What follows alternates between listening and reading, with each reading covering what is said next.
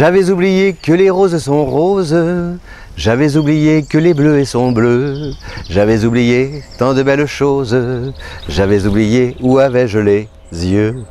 Bonjour amis Lyon, j'espère que vous allez bien. Vous regardez Jean-François sur Fabiola Voyance. Voici vos prévisions pour le mois de juillet. Un mois de juillet justement où vous êtes le signe vedette, vous êtes la star de l'été, enfin de ce mois de juillet amis Lyon.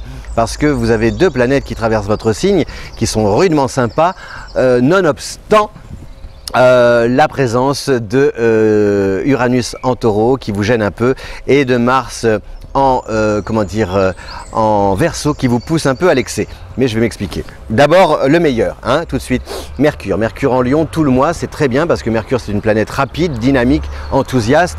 C'est la planète de la communication, des échanges, du relationnel.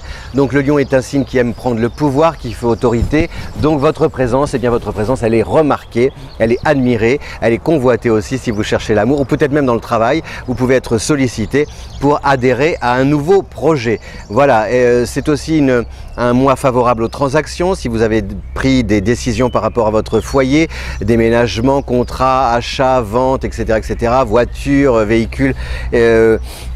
Donc a priori, normalement, vous devriez réaliser une bonne affaire et être fier des actions que vous avez entreprises et des initiatives aussi qui sont quand même très positives.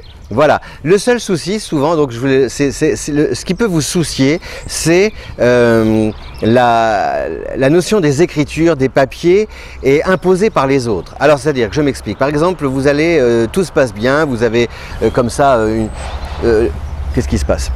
Les tractations sont bonnes, vous avez bien négocié, puis après il faut remplir le dossier, il faut, admettons, le notaire, l'administration, le banquier, votre patron, j'en sais rien. Donc tout ça, il faut signer, il faut remplir des cases. Et là, ça traîne, là c'est long, là c'est dur, là c'est... Parce que vous avez l'impression que les gens ne vont pas assez vite pour vous. Parce que vous êtes, vous, quelqu'un de dynamique et d'entreprenant, et vous avez l'impression que derrière, ça traîne. Donc il y a cette difficulté, vous vous heurtez. Alors on vous reproche, vous, d'être impatient, pas toujours très aimable, mais bon, qui a tort, qui a raison? Est-ce que c'est vous qui voulez aller trop vite ou les autres qui lambinent?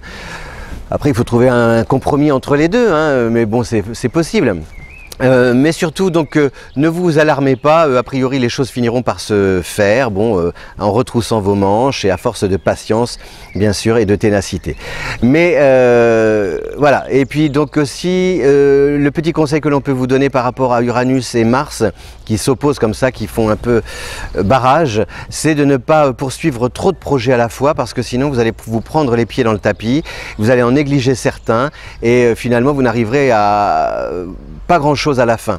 Voilà, donc il vaut mieux cibler un ou deux projets. Admettons, si vous partez en vacances ou en voyage, ne vous dites pas on va tout voir, on va tout faire, et puis hop, on part à 5 h du matin, on revient à 23 h.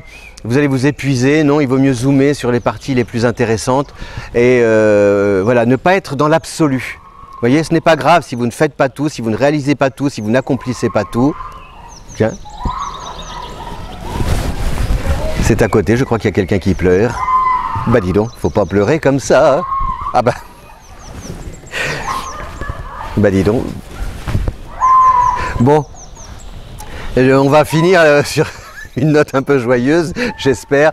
Vous avez aussi donc Mars en Verseau, je vous l'ai dit. Donc gardez à l'esprit Mercure tout le mois avec des contrats qui sont super à signer, des entreprises, des initiatives qui sont efficaces, qui vous amènent à pouvoir vous projeter dans l'avenir avec le sourire et avec succès. Tout ce qui est papier, argent, contrat, tout ça c'est très bon pour vous.